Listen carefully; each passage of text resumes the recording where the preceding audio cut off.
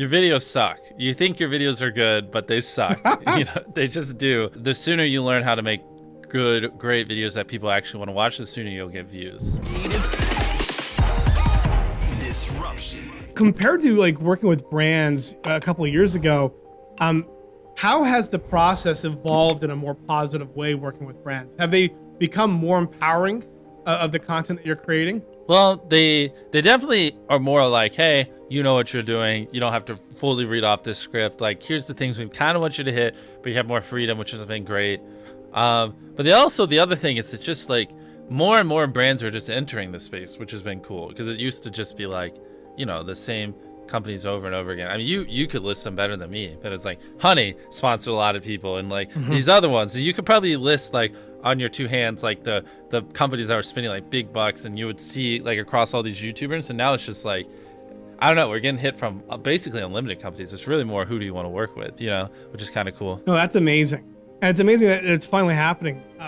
There's 700 billion being spent on media annually, and a lot of that has obviously gone to more traditional media.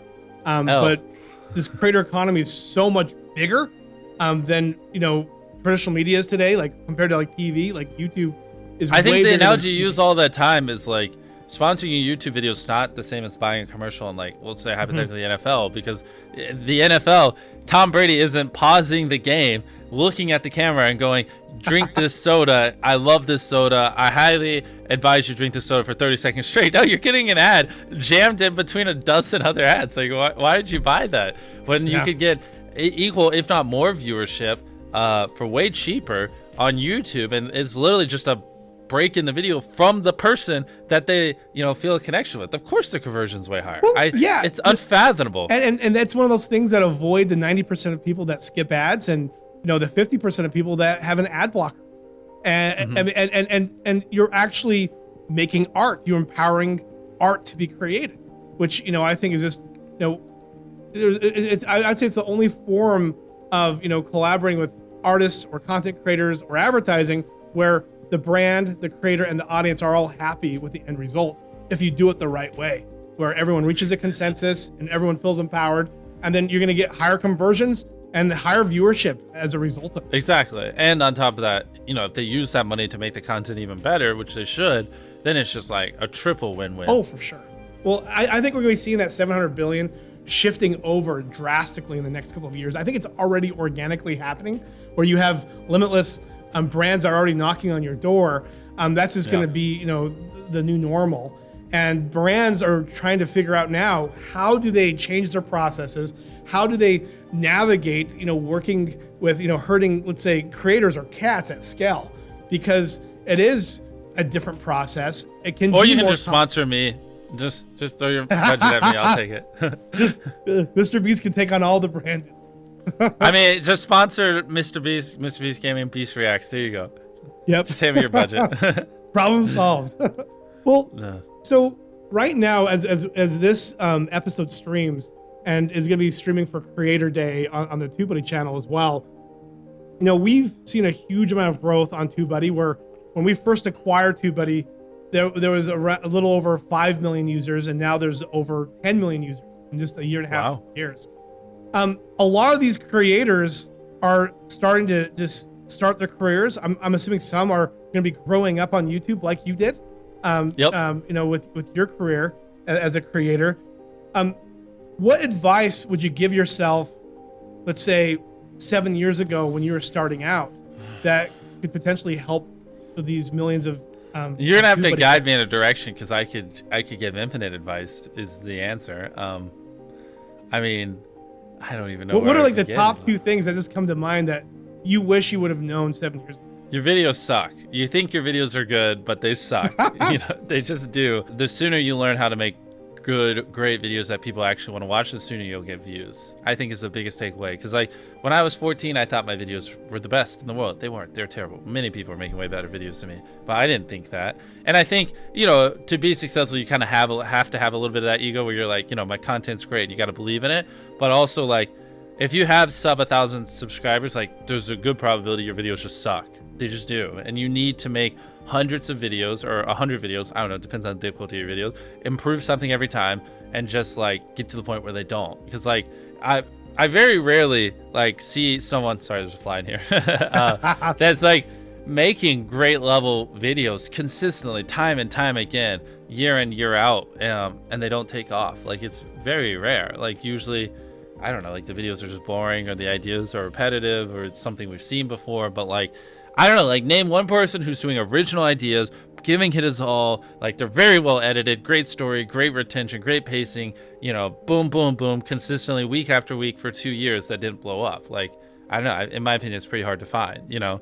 And so just that, you know, like when you make good content, you'll blow up. It's not the algorithm, it's not anything. It's just like me and most people who are in my position, you just make terrible videos, and that's okay, because you got to make a bunch of videos and improve over time to be great. Like, you don't just pick up a baseball and become an MLB level athlete within a year. You know, it takes many years, and YouTube's kind of the same way, unless you're just like someone like Emma Chamberlain or Liza or these other people that just have phenomenal personalities, and like then it's a little bit easier. But for those of us who don't have the best personalities, it takes a while to develop that stuff. Yeah. Creative Disruption, you know, has had a hard go and how fast it's growing, but I'm just leaning on my personality, because I think, you know, me as a spring chicken, I'm doing a lot of good. Let me see. Creative Disruption. No. Why are you guys only on 13K subscribers? What are you doing? No, bro, you had Hacksmith on here and it got 150 million, or no, 150 views. Jeez. Bro, what are you? You have Brett Rivera, 600 views. Bro, Zach King 2000. Bro, we gotta work on your strategy. I think the thing that's falling short, that both Daryl and I agreed on, is that we never upload. Yeah, it's been like 4 months without one. I'm thankful that you've agreed to be my personal coach in growing this channel. You have as much accountability as me. and so I guess, you know, my question for you, the process will be refined over time as you keep optimizing and getting more and more aware of, like, you know, how things must improve. What are you doing when you look at data? Like, how does, you know, looking at the data come into all of this? Like, is there any personal advice that you have for? Wouldn't be a Ricky talk if data wasn't brought up. This guy's the biggest YouTube data nerd I've ever met. So, like, how am I using it to make educated decisions? Yeah. I mean, you got the obvious stuff, like just. But see, I feel bad because I feel like anyone who's listening to this podcast, since it's so niche, already knows retention, study the retention chart and fix it. And so honestly, I upload a video, I check the retention, I'm like, okay, how could I have done this better? And then I'm like, all right, is the thumbnail as good as possible? Check the CTR, and besides that, that's mostly it. I mean, you can go infinitely more in depth, but you know, for me, those are really the only two things that this fly won't go away. I got it. I need to just determine whether or not a video is good. It's like, did people click it and did they watch it? You know what I mean? Yeah, but like when it comes to retention, that's obviously really important, because I mean you know, that's where you get. Are you gonna open the can of worms? How can you get better retention? Yes, please. Okay. Well, that's where I don't know, man. I could tell you a million things. You can go down. There's another fly apparently. Infinite rabbit holes.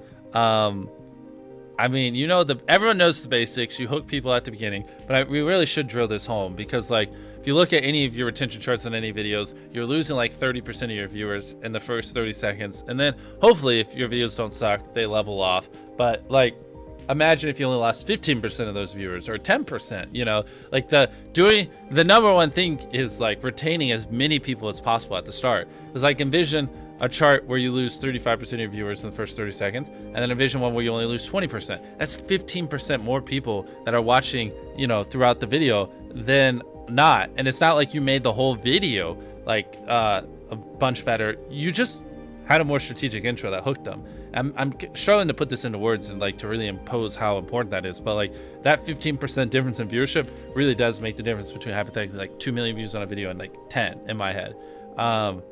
And so, yeah, like hook the heck out of people, you know, assure them what they clicked on isn't clickbait, get right into it, and over deliver. Those are kind of the big things. No, thank you for sharing that. No, it's interesting. That's very consistent with, you know, our head of research in AI. You know, that team has been focusing on retention models.